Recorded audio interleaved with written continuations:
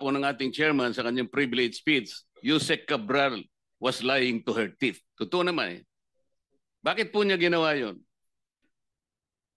Siguro po, meron po siyang tinatago, Mr. Chairman. Hindi lamang po yun. Nagpresenta siya, gusto niya sigurong masiyahan si Senator Soto sapagkat sa pag-aakala niya noon, Senator Soto kasi is a contender for Senate President. Tinanong niyo ba siya kung si Senator Soto lang ang tinext niya? Sabi niya, sana makita ko yung priority niyo, 500 million for now. Ibig sabihin, may trans pa yun eh. Alam po ba niyo kung meron pa siyang tinext na ibang senador sa ganun ding pamamaraan? Wala na po siyang sinabi sa akin ganun, Mr. Chairman. Naniwala naman kayo na wala na siyang sinabi? Siguro ho, mahirap pong maniwala kung yung una ko Dapat parang sana tanong. po bago niyo inallow siya na mag-resign, ay talagang pinagtatanong, dito po kasi nakasentro yung sinasabi ko sa inyong talamak at bulok na sistema ng DPWH. Hindi po siya dapat makalampas doon eh.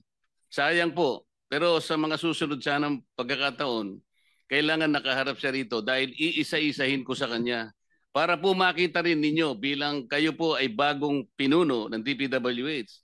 Mamimislead po kayo sa napakaraming pagkakataon. Katulad lang po yung sinasabi ni Senator Amy kanina do sa mga flagship projects, foreign assisted projects. Deliberately po niyang binabawasan yun eh. Nilalagay pa niyo sa convergence. Alam po ba niyo yung mga convergence projects ng DPWH? Opo, Mr. Chairman. Ano-ano po yun?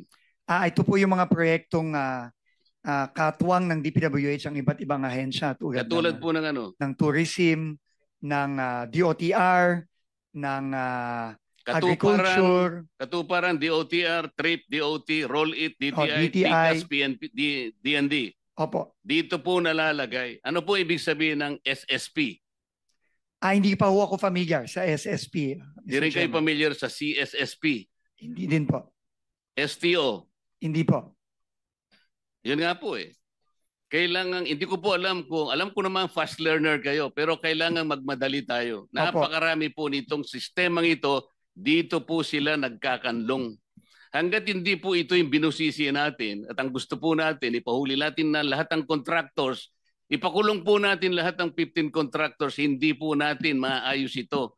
Hanggat Senator hindi Marcoleta, naayos ang kindly sistema. wrap up because